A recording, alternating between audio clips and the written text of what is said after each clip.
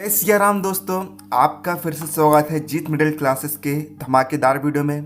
तो लीजिए, आपको जिस वीडियो का इंतजार था वह वीडियो फाइनली यहाँ पर आ चुका है। जी हाँ दोस्तों, class 9 subject English Rajasthan board half yearly examination 2024 का यहाँ पर real question paper with complete solution हम आपके लिए इस वीडियो में लेकर आ चुके हैं।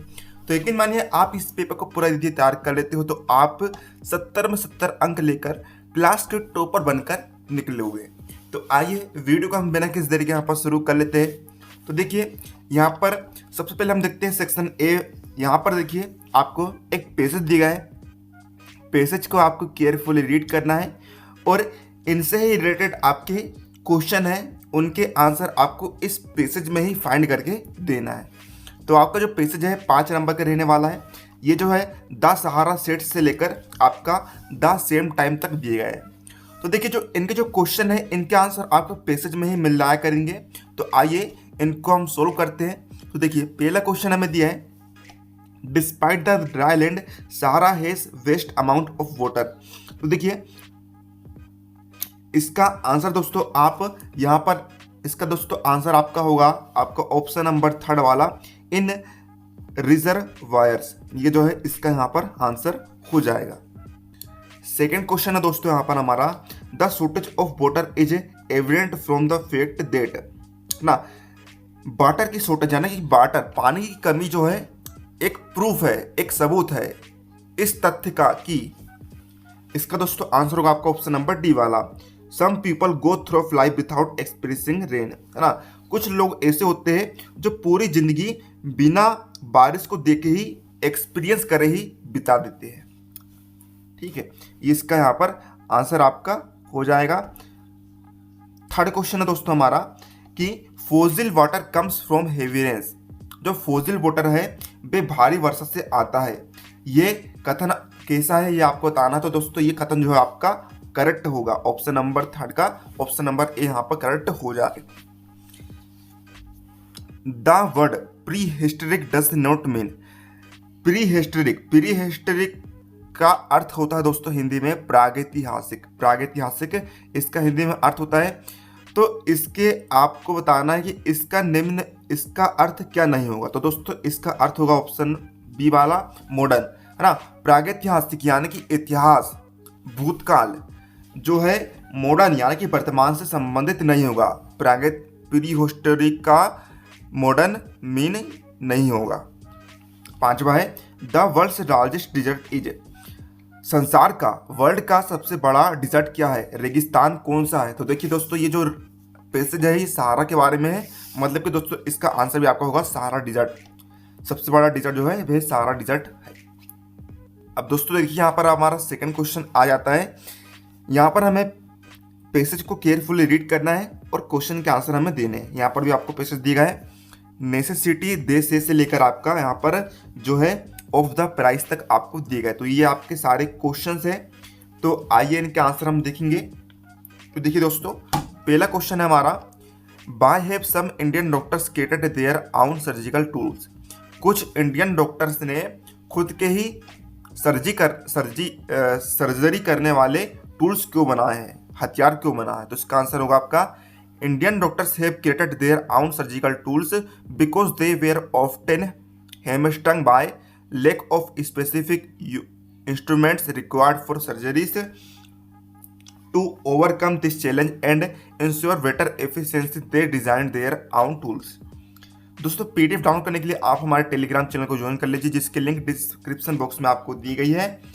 ठीक है, अब दोस्तों हमारा सेकंड क्वेश्चन है आपका, what has doctor Varjar P Vanaji created. तो दोस्तों इसका आंसर आप लिखेंगे, doctor Varjar P Vanaji has created over a dozen surgical instruments, including popular ones like the Vanaji LASIK seal, Vanaji LASIK spatula, and cannula to improve the efficiency of LASIK surgeries. Third question है हमारा, where does Dr. Vanaji get instruments manufactured।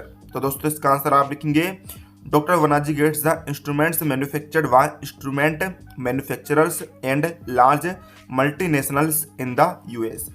चौथा question है, what does the phrase slew of instruments refers to. तो दोस्तों इसका answer आप लिखेंगे the phrase slew of instruments refers to a large number of surgical tools designed by doctor Rawana ji to make his surgeries more efficient.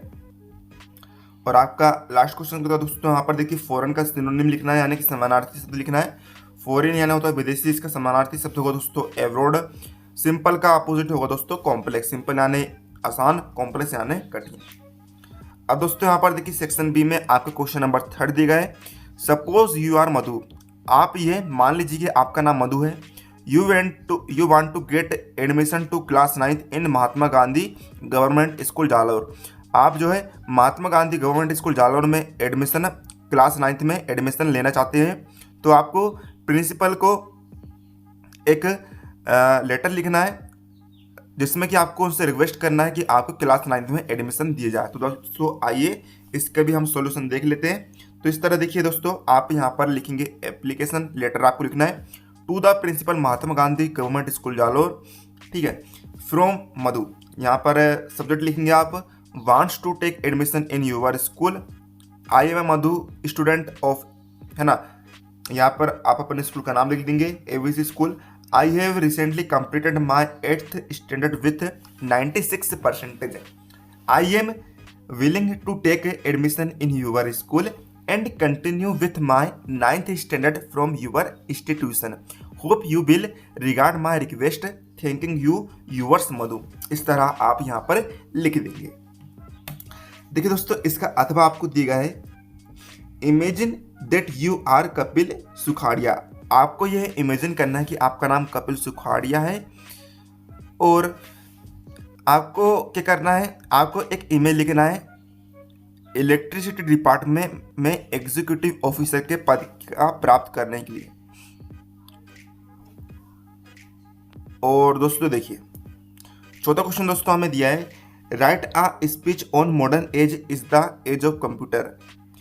आपको यहाँ पर एक speech लिखना है किस टॉपिक के ऊपर, modern is the age of computer. इस टॉपिक के ऊपर आपको एक स्पीच लिखना है। तो देखिए आइए हम देखते हैं इसका आंसर।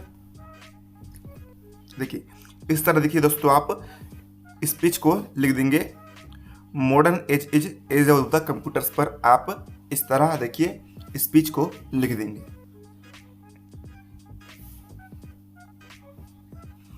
अब दोस्तों देखिए इसका अथवा वाले में देखिए आपको ऑनलाइन लर्निंग पर डिबेट लिखनी है। तो इस तरह आप देख लीजिए। 5वां क्वेश्चन में देखिए दोस्तों आपको इन आउटलाइंस का प्रयोग करते हुए आपको एक स्टोरी बनानी है और एक सूटेबल टाइटल देना है और उसका उद्देश्य यानी कि मोरल भी आपको लिख देना है। इसके बाद दोस्तों हम बढ़ते हैं।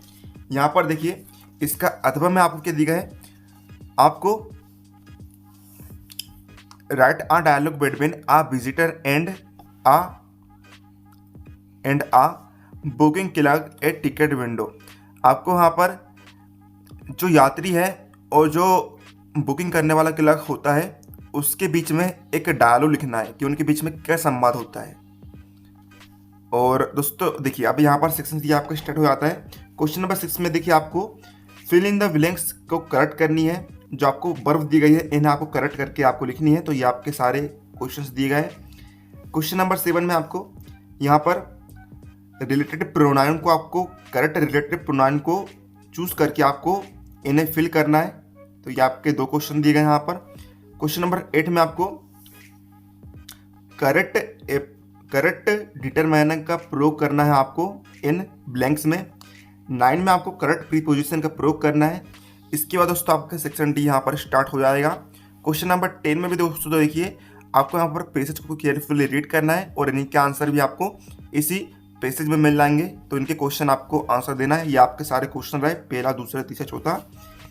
इसके बाद में देखिए दोस्तों 11वें क्वेश्चन में आपके ये सारे क्वेश्चन है आपके, है ना। आपको किन्हीं 3 क्वेश्चन के आंसर आपको 20-30 शब्दों में आपको देने हैं। 6 अंक क्वेश्चन है। पहला क्वेश्चन आपका what made Kezia stutter. Second है why did Margie's mother send for the country inspector. Third है why did Einstein clash with his teachers. चौथा है what two important and earth shaking decision did the doctor take while he was looking into the mirror. इसके बाद 12वें question में देखिए आपको question का answer, किसी एक क्वेश्चन का आंसर देना है आपको 80 शब्दों में। इसका पहला क्वेश्चन है how is Evelyn a shining inspiration for deaf children. Second है what do you know about, इनके बारे में आपको लिखना है अब्दुल कलाम, उसके पिता और उसके माता के बारे में। इसके बाद देखिए दोस्तों यहाँ पर 13वां क्वेश्चन है कि आपको किसी एक क्वेश्चन का यहाँ पर आपको आंसर देना है। पहला है what is the doctor's opinion about himself when first smiles again. Second है what made Sharapova the world number 1 women in women's tennis. अब देखिए दोस्तों यहाँ पर 14वां क्वेश्चन है आपका, यहाँ पर आपको स्टेंजर दिया गया है, स्टेंजर को आपको केयरफुली रीड करना है और क्वेश्चंस के आंसर आपको देने हैं। तो इसका हम सॉल्यूशन देखेंगे।